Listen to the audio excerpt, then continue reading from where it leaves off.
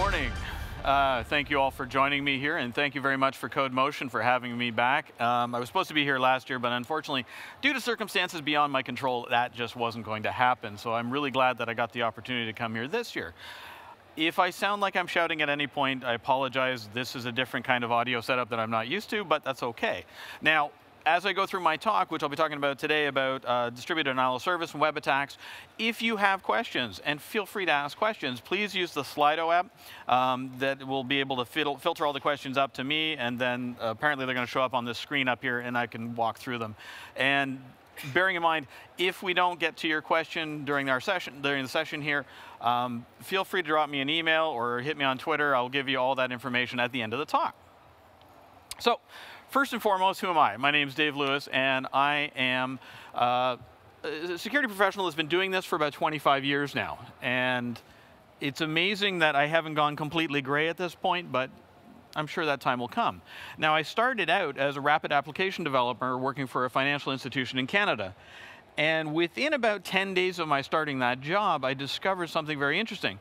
For a company of 55,000 employees, we had exactly one person doing security for the entire company. 55,000 employees, one person. Firewalls, vulnerability scans, everything. So I put up my hand and promptly got myself into 25 years of trouble. But it's been good, and it's really offered me a real interesting career, to say the very least. Now, along that line, as I've gone through things, one of the best pieces of advice that I ever got from a mentor of mine back when I worked for MCA Records was, do yourself a favor, carry a notebook with you wherever you go. Write everything down. Now, if you do this for over 25 years, that stack of notebooks is about this high off the floor, which is great because I get to go back and I look at all the different stories that I've gone through and all the things that I've lived through, and I'm able to share these in stories that I write with Forbes and CSO Online and various other publications so that people will hopefully not make the same mistakes I made, and wow, I made a lot of them. So it's been a very interesting career path in that regard. Nowadays, I work for AKAMAI Technologies as a global security advocate, which is a fantastic way of saying I get to run around the world and talk to people like yourselves, which is a lot of fun. So the interesting thing is I often get mistaken for an American. I am not. I am Canadian. I actually went into a hotel in India recently, and I was in the lobby, and somebody came up to me and said, "Excuse me, are you an American?" I said, "No." I said, "I'm from Canada." And they said, "Oh, good," and walked away. I have never been so off foot in my life. That was a very interesting conversation. But the world has different ways of looking at Canadians. This is how we look at ourselves, and this is how the Brits look at us, as an example. And it's really interesting how it changes from country to country. And bearing in mind the world the way it is, I'm glad to be where I'm at. So as I go through my career, one of the things I've learned is I have learned from all these different stories that come out in the media. Fear, uncertainty, and doubt in various press articles is a real problem because we tend to get wrapped around the axle about security issues that may not be a problem, whereas we're avoiding security problems that have been there for literally decades that we haven't taken the time to fix. And I often feel like this guy where I'm yelling at the clouds. This is not a very good way to be. Because often when you're talking about things in the media, you're going to be talking about security controls when they're not talking about how the threats are, and it just there is absolutely no balance when you're talking about these sort of things. Now, this is a video, and hopefully I don't blow out the speaker, so fair warning to the audio guy. Okay, good. So this is an amusement park north of Toronto in Canada, where I took my family, and they have all these rubberized dinosaurs and things like that. My son, who was 1 at the time, looked up at this thing and just sat there quietly in a stroller and just said nothing. He just turned 4, and this is the first time that he was able to go back there because he had been so terrified of those dinosaurs that when he got home, he took his little bucket of dinosaurs, which he loved, went into the living room and put them behind my chair, and they stayed there until this past weekend because he thought that was a real threat. This was something that he was worried about. And this is the concern I have when I read about security issues in the media, that we tend to get wrapped around things that really aren't something that we need to be too worried about. Now, I've been perfectly guilty of this as well. I've written articles in the past that really did lean towards fear, uncertainty, and doubt. And for that, I put the sword tip against my chest and I lean forward. I'll own that mistake. Now, all of these articles have left me wanting, and it really lends itself to the curiosity of problems that keep coming up. So in the last, excuse me, in the last couple of years, we've seen malicious software such as WannaCry and Petya, Netya, or whatever they want to call this one, where systems were being compromised using vulnerabilities that could have been fixed a decade ago. These are problems that we could have solved. This is a thing that we need to get our heads around and do a better job of making sure that we're controlling these things, because the attackers really have a motivation. So for example, with that last piece of malware that I showed you, that was Petya or Netya or whatever they want to call it. This is an example that within a couple of days, they had amassed, I think it was 11,000 Canadian, so roughly about €5. And this was rapidly dumped out of the account because the email address that people who were compromised that they would send to get their, allegedly get their decryption keys, was taken offline by the ISP because they thought they would help by taking them out of the mix. So then all of a sudden you have millions of companies around the world that are affected to one degree or another that had absolutely no recourse, because in a lot of cases they didn't have proper backup procedures, they didn't have the ability to restore to bare metal, because all this stuff was now gone. And that's a real problem. We have to do a better job of these things, and we can. But you have to understand the attackers are going after everything. Well, in the media, we'll read about them going after critical infrastructure, financial institutions. The absolute reality of this is that the attackers are going to go after anything with an IP address. If you have a web application that is, making cute kitty pictures, or instead of cats, you're going over and you're doing a financial transaction, the attackers are going to go after both of them. Why? Because they can. There are tools out there now, such as Masscan, that was written by Robert Graham for Radisec, which is a fantastic tool. You can actually audit the entire internet in about 4 hours. So if you say you want to find out about this port on this type of system, scan the entire internet, and when I say that, I mean all of it, in 4 hours. But the problem is that's open source software, so the attackers can use this too. So it's not so much the tool as the intent. And this is one of those things where we have to do a much better job of making sure that we're doing a better job of security. So really quickly, I'm going to go right through talking about actors, attacks, tools, trends, data, and what you can do. And when I say that, I'm going to be very much leaning away from the vendor-ish type of talk, because I don't want to sit through one of those. But there are things that you can do that will take that out of the mix. But briefly, one of the things that we do is with AKAMAI, we collect so much data, petabytes and petabytes of data, because we're an overlay to the internet. We're about 250 to 300,000 servers, depending on the day of the week, that are collecting information on a regular basis on different types of attacks, different types of web traffic. And it's really amazing to be able to go through and correlate that, and we're able to put out what we call our State of the Internet report. And that is free for you to use, and that's why I bring it up. And we have all these different types of attacks. And when I say all these types, we literally drop about 2 terabits of attack traffic continually across our platform. And they keep coming. SQL injection is a real problem, and this is something that's within our ability to fix collectively. And I'll speak to that a little bit more later. So one of the first things that I got into when I first started doing security was I discovered these things called, well, basically mercenaries, actors for hire. These were folks that would be able to do things of a nefarious bent for a certain amount of money. And this is actually taken from a Russian underground site. It's probably about 3 years out of date now, but it gets the point across. So they would, for a certain amount of money, they would hack a corporate mailbox right down to a distributed denial of service botnet for $700. They didn't say whether or not you would get to keep the botnet or if that was a rental price, so that was a little bit of a curiosity in of itself. But it's not all bad. There are types out there that are trying to do something better. This group I have no affiliation with. It's called the Hackers List. This is basically a gig economy type thing for security. So if you have a security issue you need to have somebody work on, you can go to them and they'll pair you up with various types of actors out there that'll do this for positive end. The only problem here is that about 48 hours after the site went live, they were compromised and all their credentials were dumped online. It was an unfortunate end, but they're still up and running. I can't speak to the veracity or how great this site is. I haven't used them myself, so your mileage may vary. Now, how many folks, actually, we got a younger crowd here, but I'll try it anyway. How many folks here have teens or tweens at home? Younger folks. Oh, actually, this is more than I expected. Okay, that's good.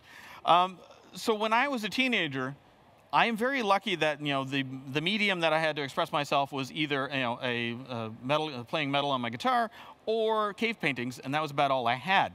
I didn't have the internet because I'm far older than I might appear. Today, bored kids have access to the world at their fingertips. This is something that we have to make sure that when we're talking to folks as a wider audience, that we're talking to kids, we're talking to the elderly, and helping them better understand security as it applies to the internet. Bored kids are a really great example. There are so many of them where they don't want to clean up their bedroom, they hate everything, but they want to be part of something. And they become what I call a disposable workforce. This is a workforce of people that can be put to work by other parties. Namely, whoops, try that again, timing off. And they tend to make bad choices that they don't fully understand the ramifications of in the future. So, hacktivists are a great example. These are chaotic actors that will gladly use a distributed workforce such as this to do their work for them on their behalf. And they are able to go through and use these folks because they have this mentality that most of these folks are below the age of majority in their respective jurisdictions. So they're able to rationalize that it's not so bad. Unfortunately, that ends up being not the case, and a lot of these kids that get picked up by law enforcement, they end up having to have this on their record in perpetuity. The internet never forgets. Now, we have our standard villains, we have our arch villains, and of course, we have nation-state actors. One of my favorite examples is the al-Qassam cyber fighters. Now, these were a group of people ostensibly based in Iran, back in a few years ago, where they were launching distributed denial of service attacks against financial institutions all over the United States. And they also hit them in Canada, and I'll get back to that in a second. So when they would launch these attacks, they would send an email to the party they were going to hit, say, we're going to attack you at this time for this amount of traffic on this day, and then that's it. So it'll say from 1 till 2 p.m., that's what's going to happen. These were not normal hackers. When I say hackers, I'm just using that euphemistically. These were not normal attackers because attackers generally don't go on a timetable. These folks were regimented, and they showed up exactly when they said they were going to, and they attacked exactly in the fashion they said they would. Now, when they were attacking in Canada, we tried to figure out why they were after Canada, what they were mad about in Canada, and we found out through various communication paths and various different parties that they did not realize that Canada and the United States were two separate countries. So they did not get a passing grade on geography, but you know what, it's such as it is. And it was really interesting with this group is that they ostensibly based in Iran, not proved definitively, but they stopped operating when Ahmadinejad left office. And they haven't been around since. Their tools are still there, their platform is still there, but it's idling. So it's a matter of time before somebody decides to spin that up. And bearing in mind recent events, I wouldn't be so surprised to see that show up sooner rather than later. So when we're talking about the types of attacks, we have volumetric, application, as well as protocol attacks are the easy ones to hit right out of the gate. Now, when we go through our data, and I apologize for those of you in the back, this may be a little bit hard to see, but from this side here, I'll go on across, we have SQL injection, local file inclusion, and cross-site scripting. These are the top 3 attack vectors every single quarter when we do our report. SQL injection, if you're sanitizing your inputs and sanitizing your outputs, that will go to 0. This works. Attackers are using this because it works. There are so many data breaches that just don't have to happen because for whatever reason, time to market issues, whatever it happens to be, that application has to be out in front of the customer. Security gets bypassed. Security isn't baked in from the beginning. If you factor in security from the very beginning, all through the process, I don't have to have a job. I can go work in a coffee shop, which actually I really would rather prefer. So there are no end to the types of attacks, right down to NTP amplification. This one is a really weird one because this speaks very much to the problem of system hygiene. And I'll speak to that in a little bit more. Slow down, Dave. A little bit later. All right, so volumetric attacks. How many people here are familiar with StarCraft? Yes, okay, more people than I expected. All right, so this is actually how I like to use an example to explain what a denial of service attack is. This character here, for those of you who may not know, is the Zerg. So when you would build up all your resources and you have everything ready to go, all of a sudden these guys would show up and destroy everything. It was really frustrating until I figured out what the cheat codes were, and then it was great. But this is one of those trying to articulate to folks what a denial of service can do. An example like this is like your website can be completely overwhelmed. Not Zerg, but you get the idea. And the attackers are going to use whatever they can get their hands on to throw at you. And this is an example from our last report where we're looking at the different types of things. Character gen, DNS, NTP, these are all different protocols that they use to amplify their attack. If you have character gen in your network exposed externally, you all right? Exposed externally, this is a real problem because that means you have printers that are exposed to the internet.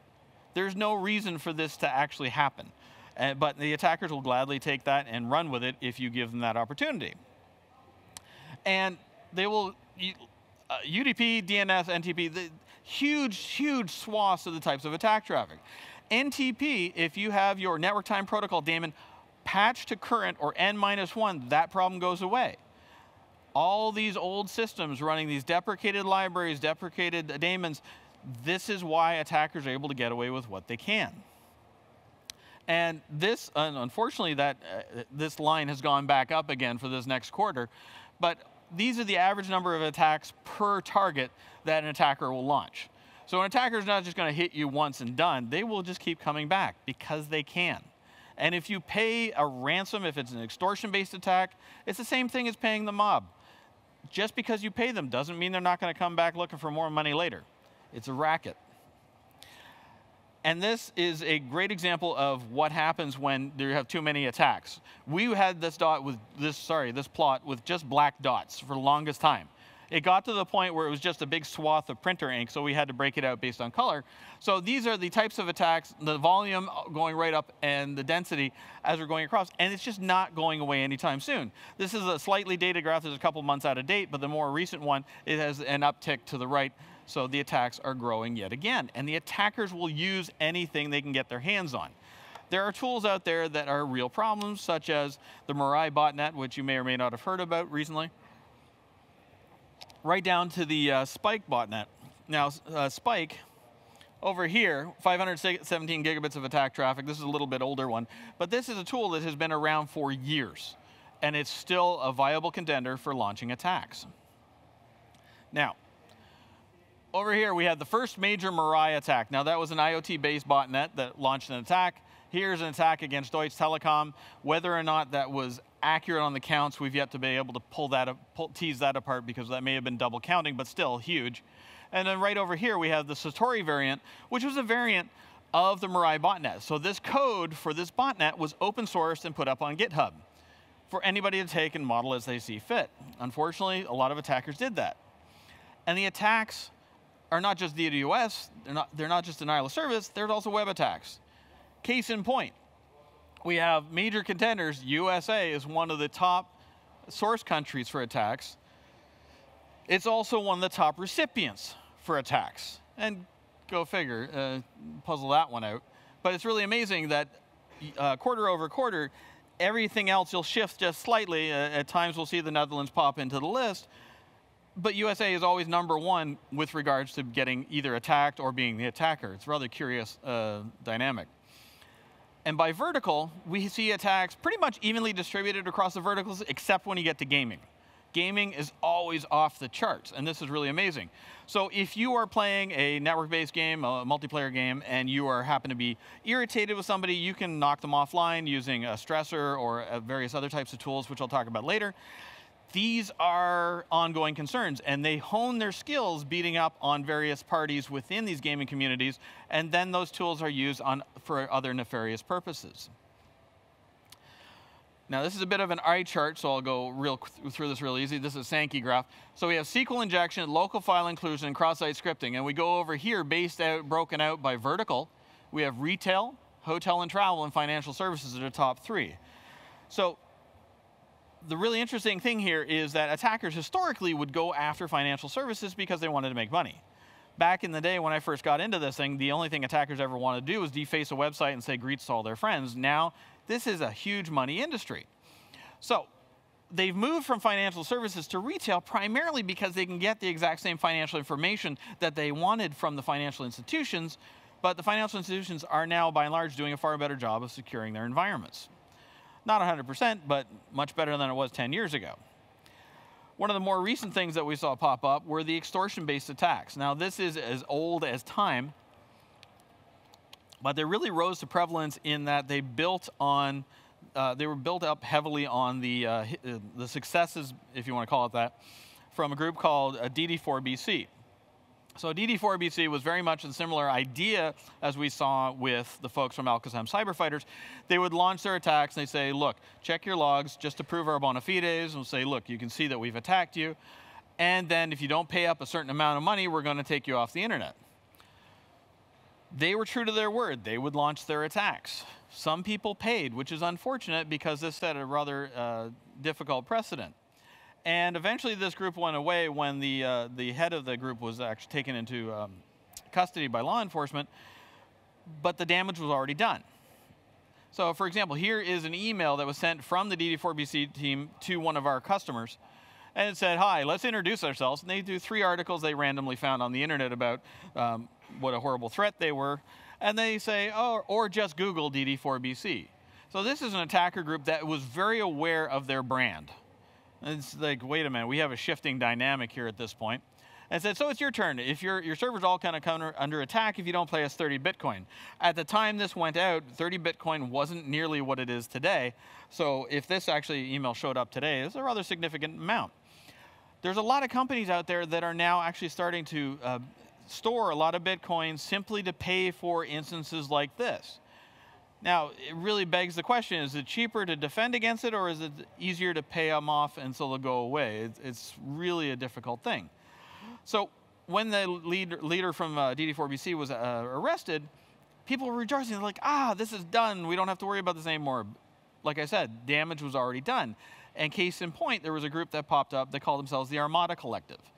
Now, they would threaten and they would say, give us money. They made roughly about, let me see, in euros, probably about 85,000 euros in a very short space of time without firing a shot in a digital sense. They attacked nobody except one. So out of all the targets that we were aware of, only one was ever hit with an attack, and it was somebody launching a ping flood from a home router somewhere in the United States.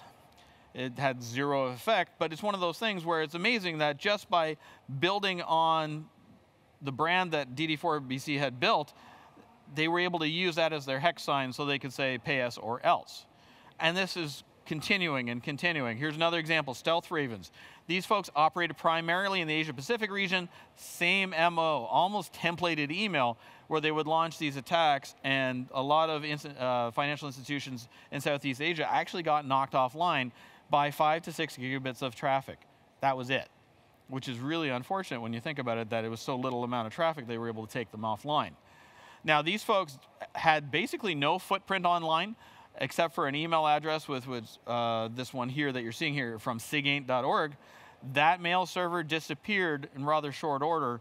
The running guess is that it was scooped up by law enforcement, but we've never been able to actually definitively prove that that's what happened. So, amplification attacks. Now, you heard me talk about NTP earlier, Network Time Protocol. Also, SNMP, DNS, these are different types of things that the attackers can use to amplify their attack. So if you're running a website and they launch an attack at you, if they reflect off of these other servers, they can come at you with a huge amount of traffic and hold you down, and then you actually can't deliver it to your customers or whatever it happens to be. So going down the left side, we have DNS, NTP, and character gen. And then quarter over quarter, the amount of attack traffic is growing. DNS, that's typically a misconfiguration issue. I know because I used to run a split horizon DNS system for a company I worked at years ago, and yeah, it's real easy to make mistakes, and I definitely made those. NTP, this is something that we can fix collectively. Even if you don't manage these systems, talk to your network folks if you can. Say NTP, what version of the daemon? Are we at current or N-1? You may unwittingly be part of a denial of service attack. And character gen, if your printers are online, there are some serious conversations that you have to have internally in your own organization. Now, bless you.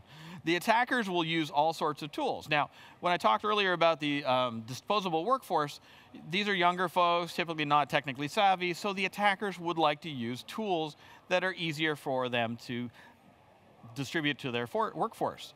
So Havage is not one of those tools, but it's a great testing tool that is still around today. You can still find it, where you could actually put in the URL you want to go after and basically it said go, and it'll do a SQL injection against whatever web cert you're testing.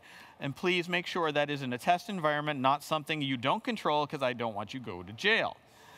These are real problems that we have to be aware of. This can work. And I've used this in a test environment against a server that has not properly, it was just quickly set up. It worked flawlessly, and that was not too long ago. From a denial of service perspective, we have things like Donut. And being Canadian, we love our donuts. You just put in the URL and you hit start and you're launching a denial of service attack. It may not seem like a lot with one person, but if you have that disposable workforce where the chaotic actors, the hacktivists say, okay, here's this tool, and we're all going to attack this site on this day, it becomes a real issue. And the traffic is really unrecognizable from normal web traffic, except for the fact there's a lot of it. And there's other tools out there like Hulk, the HTTP Unbearable Load King. I absolutely love that name. It just makes me giggle. But again, this is one of those things where it is very much the same idea. The only difference here is they're able to manipulate the user agent string. And this tool is actually still being used today. So if we step back in time, we look at stuff like this. This was the low orbit ion cannon. This was used by the group called Anonymous to launch an attack against the White House website in the United States. Now, you can see there's lots of different configuration options, but one of the things that the attackers didn't realize was that when they were launching these attacks, this tool did absolutely nothing to obfuscate their point of origin. A lot of people went to jail. So the chaotic actors took a step back and they said, okay, how can we approach this differently? Enter the high orbit ion cannon. Now, if you'll notice here, I'll go back just for a second. All these configuration options, high orbit, it's a lot simpler now. Now they can reach a lot more folks.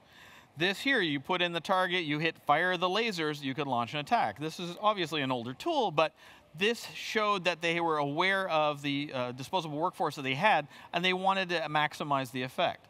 If an attack needed to be changed, they could launch or install what was called a blaster pack, and it would change the attack type. And all of this would be managed through IRC channels and things to that effect. Now, we jump forward in time, we go back to the al-Qassam cyber fighters that I was talking about earlier. They had a tool called Brobot. This was built heavily on WordPress installations that had been compromised. Having run my own WordPress site for well over 10 years, yeah, I don't sleep well at night, but they're fun to use, they're easy to set up, but wow, they're a nightmare to keep secure. So this botnet is still out there, still idling. It also has incorporated various other systems as well, but primarily WordPress installations. Now, the real problem that I have is that while there are all these legitimate tools to be concerned about there, we have various types of government officials that are worried about things like WGET. If you're not familiar with WGET, it's a command line tool that you can use for doing downloading websites or various other types of manipulation that way from a command line perspective. In the United States, they had some political types a few years ago that were talking about how WGET was a hacker tool. Now, I hate it when people say this because I look at hacker is our community word. This is somebody that has a curiosity. I like to say attacker because it shows the criminal intent, and I tend to lean that way. Now, in Canada, just a few months ago, we had a teenager that was arrested because he was running WGET against a website in Nova Scotia. He was able to get personal information on roughly 700 people that was not secured, it was not password protected, it was just freely available. So they tried to, thankfully just yesterday, they actually dropped all charges against him because they realized the insanity of it. But this is one of those problems, is that we have to do a better job of communicating what we do to a wider audience. Be it application development, be it security, what have you. These are things we need to do a far better job of advocating on our own behalf, otherwise government talking heads will do it for us. So Mirai, which I mentioned earlier, was an ISP botnet. Now this is the one thing that really drove me bananas about this particular software. All down here are the usernames and passwords that were used to harvest IoT devices. Root, admin, admin, admin, admin, 1, 2, 3, 4, 5, 6. These are all the hard-coded default credentials in the various IoT devices that were used to create this botnet of several million nodes. This didn't have to be that. Programmatically, if you take out your IoT device, log into it for the first time, it'll say, change your password on first login. That problem disappears. This was a real concern. And the thing is, it's still out there, and it's now morphed into various different types of iterations. And we see here, the first major Mirai attack was over 2.5 million IP addresses. That's a significant amount of traffic. And when they launched an attack using Mirai as part of the attack against the DNS provider Dyn, this is their individual graph. It doesn't really tell you a whole much, so much as that was their version of their outage. So many of their systems went down, their customers were put out. And this is not to beat up on them at all, but this is actually to highlight the problem that this didn't have to happen. If you were using a secondary or a tertiary DNS provider, you would have still been online. If you are sole sourcing your DNS to a single provider, even if it's in-house, the lights can go out very, very easily. Now, when we're looking at various types of things, one example here is Memcache. Memcache is a software that was developed for LiveJournal back in, I think it was 2003. It was used to accelerate dynamic content. Really, really cool thing, but it was never meant to be exposed externally. Unfortunately, over time, people have made the mistake of exposing these systems externally, and roughly about 100,000 systems were used to launch a massive denial of service attack. At the point in time that we saw this going against one of our customers, this was the biggest one ever recorded, 1.3 terabits of attack traffic, for something that didn't have to happen. We have to make sure that we're collectively doing a better job of securing our environments. And we see trends from all that data that I mentioned that we collect, and we're able to go through it. One of my favorite ones are the media grandstanders. These are the various attacker groups that out there that's like to get in front of the media. So if you're committing a crime and your first idea is to go and speak to a television channel or give a press interview, you might want to rethink your career choice. But what it really was good at is highlighting the commoditization of distributed denial of service. These groups have created these platforms where people, for a little amount of money, can become an attacker. And it's built up ostensibly on routers and things like that that have been compromised, home routers, as well as now with the introduction of stuff like Mirai, it built out on IoT devices. The attack surface out there is massive. Lizard Squad was one great example. When they launched their tool, it was called Lizard Stressor, and for about a few dollars a month, you could, or a few euros a month, sorry, you could launch attacks. Now, the problem is when they set up this particular platform, we were able to access it because apparently they didn't know how to put an htaccess file on their system, so we could actually get all of the users and all of their credentials, and we were able to download it. I wish I had written that up, because about 2 weeks later, Brian Krebs wrote the exact same article, and we were like, that was so, we should have written that up. But it was really cool because it had different types of packages that you could pick up, and one here. So 7,200 seconds of attack traffic for $69.99 a month, and that's US dollars. Now, if you break that out and you drink Starbucks, I don't know why you would, but okay. If you're drinking an Americano a day, it is more expensive to get an Americano a day from Starbucks than it is to get that package. Let that sink in for a second. And these types of platforms are built up ostensibly on booters and stressors. The booter being able to knock somebody offline if you're in a multiplayer game environment. The problem here is that you would knock several thousand of their closest friends offline as well. And a stressor is a legal artifact. Now, back in the 90s, when I was working at one financial institution, we hired a company externally to launch junk traffic at our test site so we can see how it would do under load. This was a legitimate service. So these days, the attackers are using that same sort of nomenclature to say, oh, well, we're just providing the service, in the rather naive attempt to look away and say they won't get into trouble. So here are some of the examples of those types of things out there. I don't recommend trying any of them, especially the last one, Big Bang Booter. Now, Big Bang Booter, while it has a very funny name, was not the greatest platform, but they have excellent marketing. And I really, really admire them for this, and this alone. So this is actual promotional video they created for their own platform. Now I'm going to let it run for a second here because we're going to get to some very interesting information. All right, so as they're going through, they say they have private custom source code. Lizard Stressor, as an example, was built on the Titanium Stressor platform. No customization whatsoever, so it sort of leaves that to wonder about that as well. It says you can hit like a boss. So they're trying to build up your confidence level. And it says here, we have a boot page. So if somebody's doing a better job at Destiny than you, you can knock them offline. Untraceable servers. I've yet to see that work on the internet. If you're wondering, look up onion scanner, sorry. 8 attack methods and 24/7 friendly support. This is what you're up against. The attackers are seeing themselves as a legitimate business model. And there's changes now. WireX botnet, which we discovered back in the fall, this was a botnet built up on Android devices.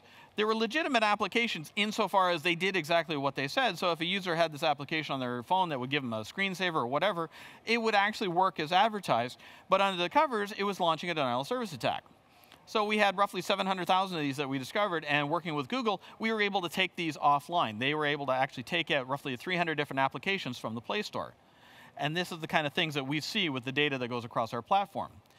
Data breaches are fueling login attacks, and since I'm up against the window here, that's a great one to talk about. So other observations, Java, SQL injection. SQL injection I keep hammering on because this is within our ability to fix. Sanitize your inputs, sanitize your outputs. Otherwise, you end up on Troy Hunt's website here called haveibeenpwned.com. This is a great resource. You should check it out. You should sign up for it. It'll give you some very interesting information. And this is why it's a problem, because this is from informationisbeautiful.net. This is a site that does data visualization of data breaches as an example. So this is about a year ago. This is this morning. Those are sites that have been compromised. Some by SQL injection, not all, but this is one of those problems that we have to do a better job of. Otherwise, we end up in places we don't want to be. And the attackers will take those data breaches and they'll dump those passwords into things like this on GoSpin, PaySpin, whatever it happens to be, and then they'll run them through different types of tools so they can see if you're using the same credentials on multiple sites, and then rip you off. Multi-factor authentication is something we really, really need to look at. Two-factor authentication on websites, please, for the love of all that's good and holy, examine this. This is something we need to do, because this is an example right here of the different types of things that attackers are going to use, and these are vulnerabilities that recently these are older vulnerabilities. Look at the CVE numbers, 2009, 2012, 2008. This is something from 2016 that I collected, because this was leading to things like this, where attackers were using those vulnerabilities to install web shells on various websites. And unfortunately, if you don't do anything to make sure that you're better sanitizing your platforms, you become part of that undead army. You could inadvertently be launching attacks, and how long is it before law enforcement shows up and says you were party to that attack? Because one of the things I learned when I worked for the Crown Attorney's Office in Canada years and years ago was ignorance is no defense of the law. So what do? SQL injection, solvable problem. NTP, solvable problem. Patch your network time protocol. Make sure that you are going back and sanitizing your inputs from the SQL injection perspective, and patch your systems. It's not a case of just patch your systems, but make sure you have a proper patching regimen in place. Because if you're not taking the time, you're not going to be looking at it from the right perspective. You're not going to have the right security controls. Sorry, did you want to get that picture? Go ahead. Sorry, I'm like a frenetic squirrel on caffeine. Okay, cool. And I'm down to my last minute. So controls, you want to make sure you're using the right controls, because otherwise things like this can happen. WannaCry shouldn't have happened. This was using a vulnerability that we knew about 10 years ago. This is a problem that didn't have to happen. When you're reading articles about security-related issues, make sure you're looking at the data. Don't get wrapped up in the hyperbole. And if you want to find out more information, stateoftheinternet.com has all of that freely available to you. You don't have to pay anything to use it. And this would not be possible without a lot of the work that I did with our researchers on our team. And if you're looking, we're always hiring. Now, if I can do this, if I can get up on a surfboard, we can do a better job collectively of securing our web applications, securing our applications, our code in general. This is possible. That being said, I would like to say thank you very much to Codemotion for having me. Thank you all for sitting here and letting me rant and rave. And I don't think I have any time for questions, or do I? I got time for one question. All right, cool. So if you use the Slido app, let's see what we got here. Noonie, noonie, noonie, noo.